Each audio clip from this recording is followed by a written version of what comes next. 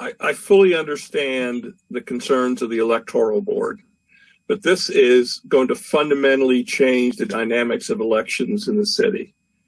And we need to look at this, at the long-term impacts it's going to have and what is in the best interest in a bad situation that we can make.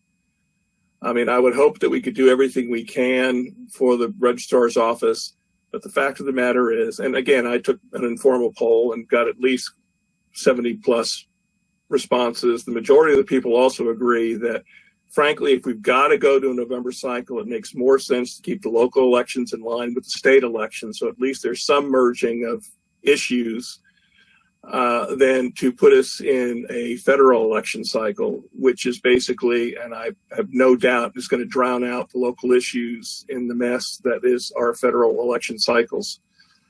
So for that reason, I just don't understand why we would make this very, very important choice based on current dynamics, which are going to be bad now, or in any way we handle this, it's not going to be nice. And I do understand this has some effects 10 years out when we go through the census again. But, you know, to shift us into a federal cycle just does not make any sense to me. So I will not be supporting the motion. Mr. Graham. Thank you, Madam Mayor. And I certainly respect Councilor Kelly's point of view on this. And I think in a perfect world, it would be nice to pair the state and local elections. It's simply the mechanics of conducting the elections. And I am looking at the long term, and I think we can look at the year 2041 as an example. The census is conducted in 2040. We can even assume that it's conducted with no considerable delays, no pandemic throwing a wrench into the works of everything. And even with a normal functioning census and the resulting activity, I just don't see how the lines can get redrawn in a timely manner so that we can hold local elections. One of the parts of, maybe it's 1157, it could have been a different bill. Ms. Dooley could correct me if I'm misstating, but one of the key issues here is the ban or prohibition on split precincts, which require the localities to wait for the state to redraw their lines. And that just sets us back so much further that I think we are unfortunately in a situation that we just don't have a choice in this matter. You know, it would be nice to put them in odd year cycles for the reasons that Mr. Kelly mentioned. Unfortunately, I just don't think it's a choice that we have today. You know, myself, I came in, as a majority minority ward representative, and I would hate to see the voices, if it comes to, money politics, it's going to be a problem. I represent all kinds of folks, and I represent a lot of people who can contribute to campaigns and donate and have their name on the list of donor and think they have some type of influence or help, to a local elected official. So I just think that that's just the biggest challenge for me, understanding, what's happening here, for us to get lost in the sauce, of big time politics. And, we could be dealing with something crucial at the moment, and, it'll get watered down, or let me say, bought out by big campaigns, by whatever they're pushing, whatever their agenda is. And I think it's going to change the dynamics of the city based on, exactly what I just said, and I'm not happy about it, but that's my comment, Mayor Greenlaw. Thank you. We all agree that General Assembly was incredibly stupid, and the governor signing this it was just not well thought out, frankly. And I don't think they fully understood the impacts they were putting on us. Now, I'm going to put this in the most succinct way, and the way I'm looking at this. I understand the technical issues associated with what we are potentially doing either way. Fundamentally, though, the question is, what is in the best interest of the voters of the city of Fredericksburg to ensure they have an engaged city council and have an election where city issues are at least considered more than in another cycle? That's it in a nutshell. I'm not interested in, I understand them. I feel for the registrar's office. I feel for the Board of Elections, but ultimately it's what is in the best interest of city. And that would be keeping it on a odd number year. I don't think that there's much disagreement on this council about, the positive and negatives of this. And when you throw in the pandemic, it just makes everything seem harder. And so I'm trying to tease out and balance all of those factors and trying to decide, Mr. Kelly's statement about, this darn November even year thing would be forever. I think that's well taken. That's probably the most powerful point for that. And the kind of political partisanship that we live in today is so unproductive.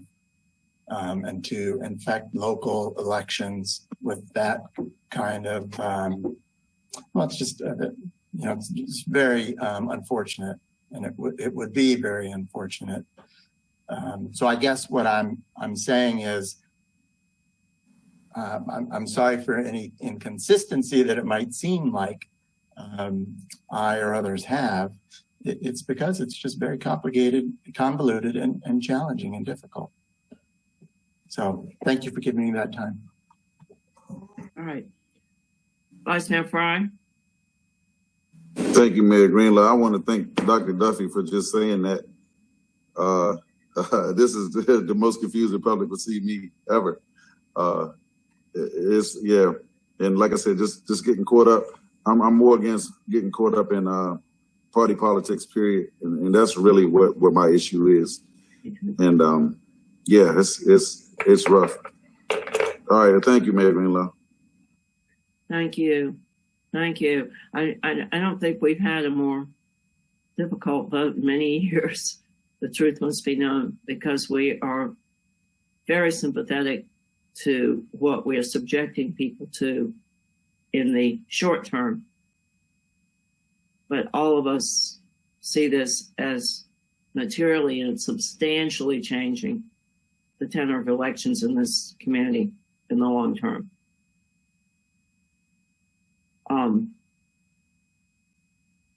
The motion is the second read on an ordinance to move local elections to November in odd numbered years. Correct, Ms. Dooley? Yes, Madam Mayor. And Madam Clerk, you're shaking your head? That's the motion. Okay. We have already done this on the first read. So this is the second read of what we did prior. Okay. So everybody's clear. A yes vote moves it to November 21, the next local election. Okay. So we're all clear. That's where we are. Madam Clerk. Councilor Graham? No. Councilor Duffy? Yes. Councilor Devine? Yes.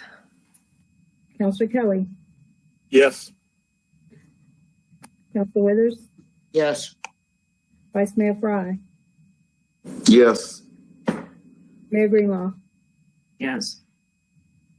Motion passes 6-1. I will say, with apologies to the Electoral Board and Mr. Hoffman. And the candidates. And the candidates. Yeah. And everybody that has to struggle through. There's at least one person running for state office for whom I will not vote because of this. I can tell you that. Madam Mayor, Mm-hmm. to take some of the pressure off some of your minds, there will be one incumbent that will not be running again that a new person will not have to worry about. So that ought to make some relief. That's right. Ms. Baruti, your hand is up. Madam Mayor, unless there's any objection, I'll work. In fact, I just sent Mr. Hoffman a text message. I will work with him to meet his needs near term and bring those back to you in totality for formal sanction at the next meeting. Thank you, Mr. Baruti. I appreciate that. Mr. Kelly? Thank you, Madam Mayor. And as another one who's not, career is coming to an end, I would help out in any way I can. One, two, and I think a phone call to the state electoral board. I mean, the state put us in this situation, and for them to say they can't help is frankly a little bit disingenuous. Right now, they should be supporting every local government they have put in this position as much as they possibly can. And I think they need to be put on notice also. Thank you. I agree. And they were not helpful in the pandemic and all that went on in the May 20 elections, as we know. So we need them to step up to the mark and work with their localities.